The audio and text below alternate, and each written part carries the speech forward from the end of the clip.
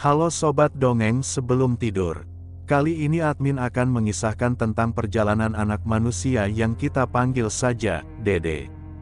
Demi mencari kesenangan dan kekayaan dunia, ia telah menempuh cara yang salah, yaitu pesugihan Gunung Kemukus. Bagaimanakah keseruan kisahnya? Tonton video ini sampai habis. Awalnya Dede adalah seorang YouTuber musik, tapi karirnya sebagai YouTuber musik tidak berjalan mulus, mandek karena wabah corona melanda. Hingga akhirnya ia ganti channel dan ganti topik. Di channel barunya, Dede mengeksplore tentang dunia gaib. Khususnya tentang tempat-tempat keramat, tempat orang nyari berkah, bahkan sampai ke tempat muja, atau pesugihan. Dan tempat ritual pertama yang ia eksplor adalah Gunung Kemukus. Dengan mengendarai motor bututnya, Dede pun mengunjungi Gunung Kemukus. Tempatnya pada hari Jumat, Dede berangkat sendirian dari Wonogiri menuju Gunung Kemukus, dengan harapan mendapatkan konten yang bagus dan banyak peminatnya. Selama perjalanan, tak ada kendala yang menghadang, dengan mulus sampailah ia di tempat yang ia tuju. Ia pun siaran langsung di tengah hiruk-pikuk keramaian Gunung Kemukus. Ternyata di Gunung Kemukus itu, tidak hanya orang yang mau ritual saja yang hadir. Ada pengemis, pengamen, pekerja tunasusila juga turut hadir meramaikan suasana di sana. Mereka juga tak mau ketinggalan untuk mengais rezeki. Terutama para PSK, yang berharap mendapatkan rezeki dari pengunjung, khususnya dari para pelaku ritual. Karena salah satu syarat untuk ritual adalah dengan melakukan wik-wik dengan orang yang bukan pasangan sahnya. Tapi yang jarang orang tahu adalah, seharusnya pasangan itu harus pasangan yang kita bawa dari luar daerah pesugihan itu, tapi yang bukan pasangan sah. Tidak boleh menggunakan PSK di sana. Atau setidaknya pasangannya adalah perempuan atau laki-laki yang juga mau melakukan ritual yang sama. Dede pun live YouTube, dan beberapa kali membuat konten di Gunung Kemukus itu. Videonya pun ia upload dan mendapatkan berbagai komentar dan tanggapan dari para penontonnya. Tapi ada satu orang yang sering komen di setiap videonya. Akun yang komen itu, tampaknya dari seorang perempuan dengan nama Dina. Awal-awalnya, Dede biasa aja, gak begitu respon, tetapi karena Dina terus-terusan komen, bahkan Dina tampaknya bukan hanya sekedar komen aja, tapi ia ingin mengenal Dede lebih dekat lagi. Akhirnya melalui chat mereka pun terhubung. Pada suatu kesempatan, Dina curhat sama Dede. Katanya, ia mau melakukan pesugihan di Gunung Kemukus. Dede sempat melarang, tapi si Dina tetap keke ingin melakukannya. Alasannya, karena Dina sedang terlilit hutang ratusan juta rupiah, sedangkan saat itu ia berstatus janda.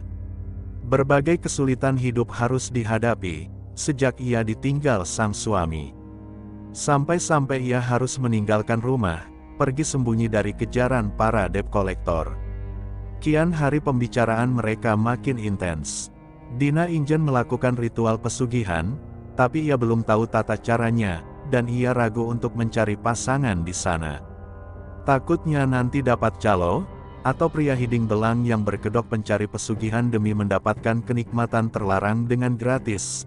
Apalagi Mbak Dina ini, parasnya ayu, menang banyak dong pria hidung belangnya. Mendengar keluhan si Dina, Dede tergugah hatinya. Ia bersedia mengantar Dina ke Gunung Kemukus, dan mencarikan pasangan untuk ritual itu. Setelah terjadi kesepakatan, tepatnya pada malam Jumat Pon, Dina berangkat dari Surabaya dan janjian ketemu di Solo, di Terminal Tirtonadi. Tak sulit bagi mereka untuk bertemu, apalagi sebelumnya, kan mereka sudah pernah video call. Apalagi, si Dina ini cantik, wajahnya memang sulit untuk dilupakan. Singkat cerita bertemulah mereka di Terminal Tirtonadi.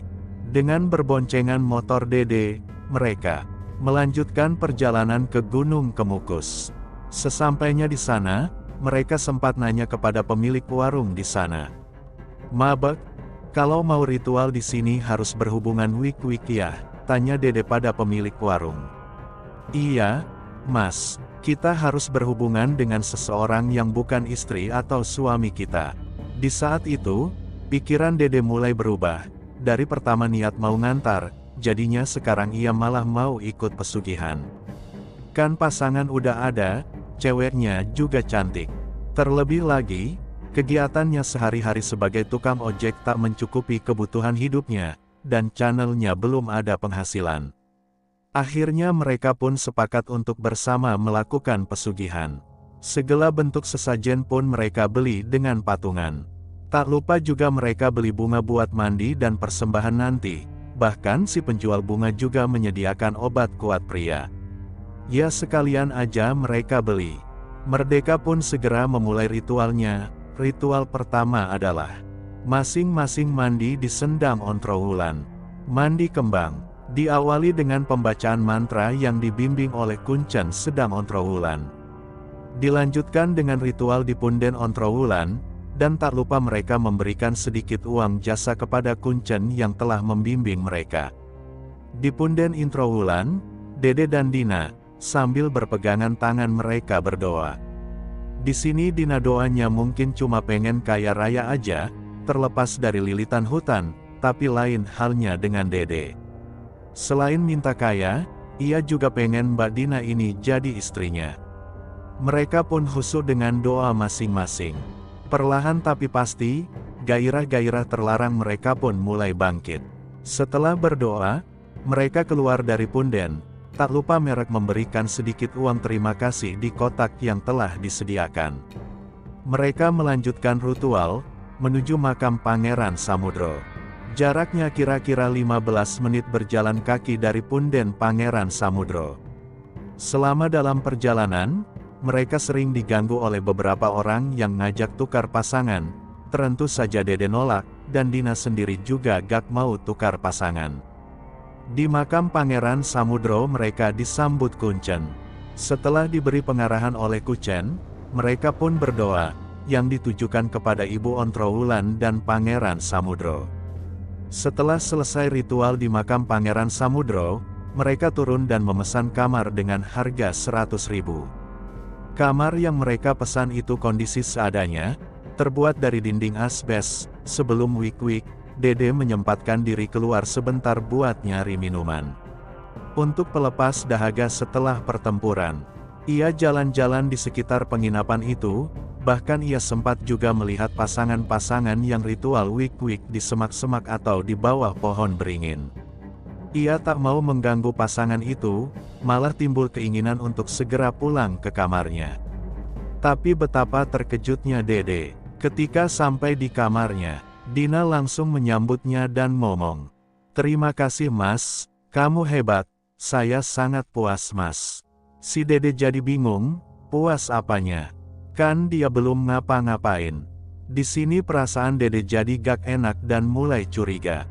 Jangan-jangan si Dina wik-wik sama penunggu gaib di sini. Tapi semua itu cuma dipendam dalam hatinya. Si Dina istirahat, ia tampaknya kelelahan abis wik-wik sama goib Gunung Kemukus. Pas jam 2-nya, mereka sama-sama bangun dan mulai wik-wik.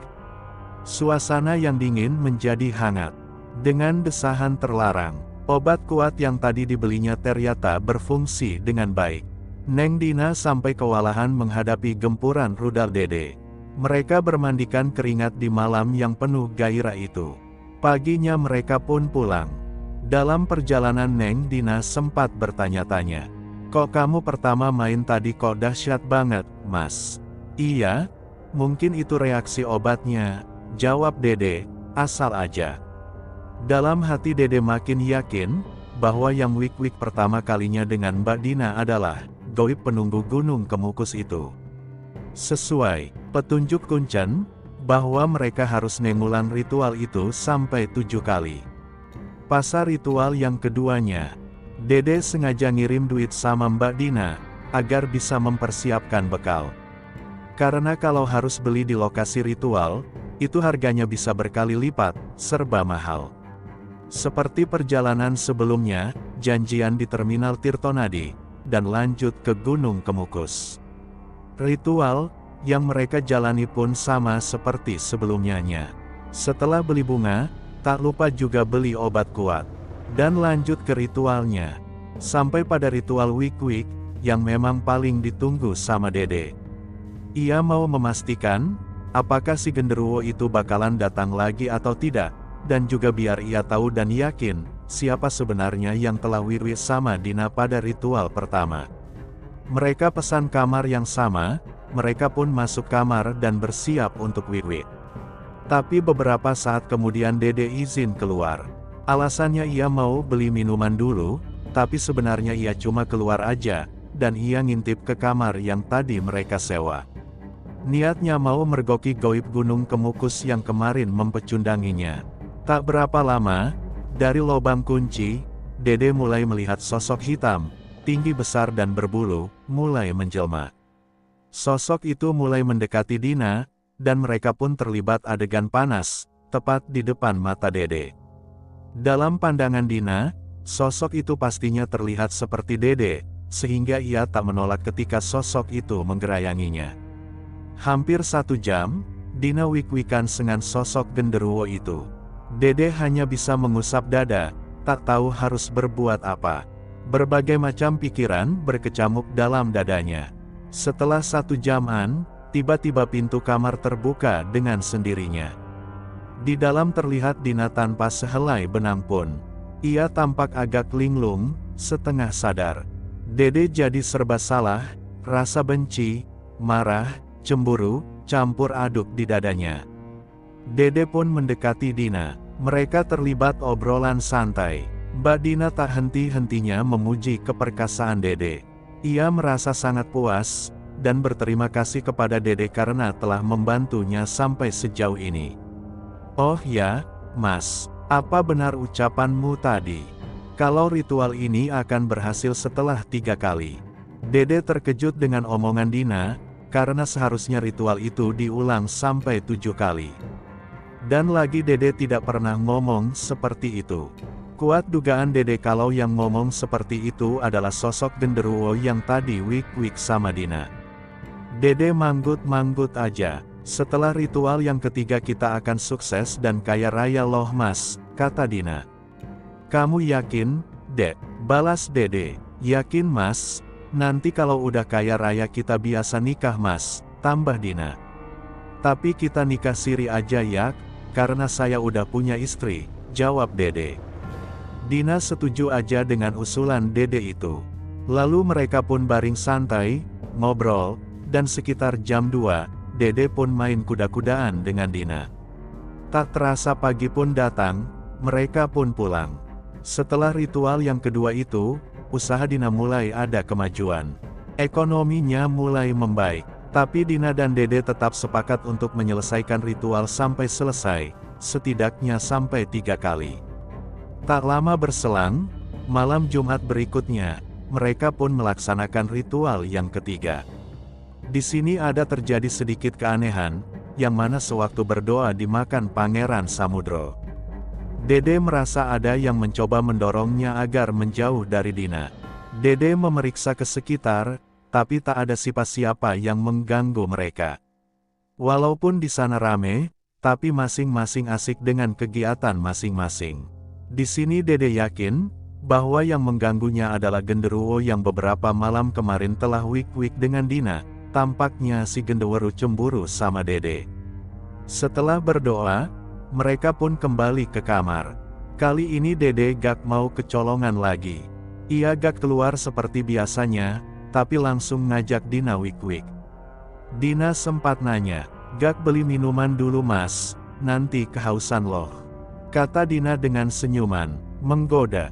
Dede hanya senyum kecil aja, lalu bagai harimau lapar ia langsung menerkam Dina. Dengan tak kalah ganasnya, Dina pun menyambut serangan tiba-tiba itu. Mereka wik-wik cukup lama dan menguras tenaga. Setelah selesai, air cinta terlarang mereka yang telah menyatu, dilap pakai tisu oleh Dina, yang nantinya akan dikeringkan dan dibungkus kain kafan.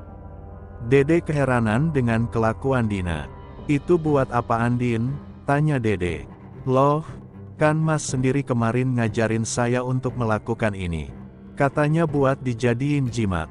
Dede makin bingung, tapi juga mulai ngerti. berarti yang ngomong seperti itu adalah genderuwo yang kemarin nyamar jadi dirinya. Tak mau terlalu ambil pusing, mereka pun tertidur, sama-sama capek. Jam 3, Dede terbangun. Di sampingnya Dina kelihatan udah bangun duluan. Dan yang bikin Dede kaget, tiba-tiba Dina ngomong, "Makasih mas, mas makin perkasa aja."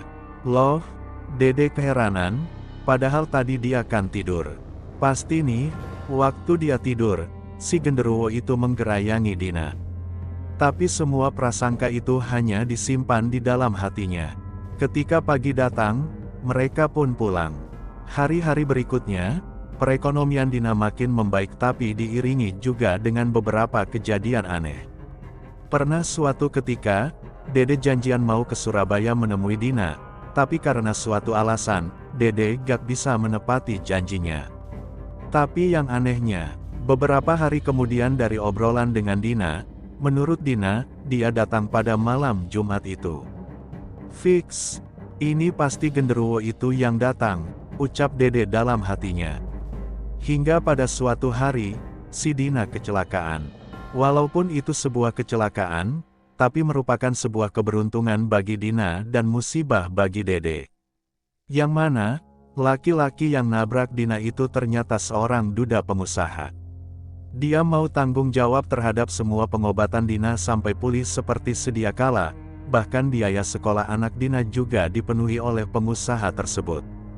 Bahkan Dina pun dinikahinya. Inilah yang membuat Dede kecewa. Tapi Dina tetap memegang janji semula, yang mana, apabila salah satu dari mereka sukses, maka ia harus membantu ekonomi pasangan ritualnya.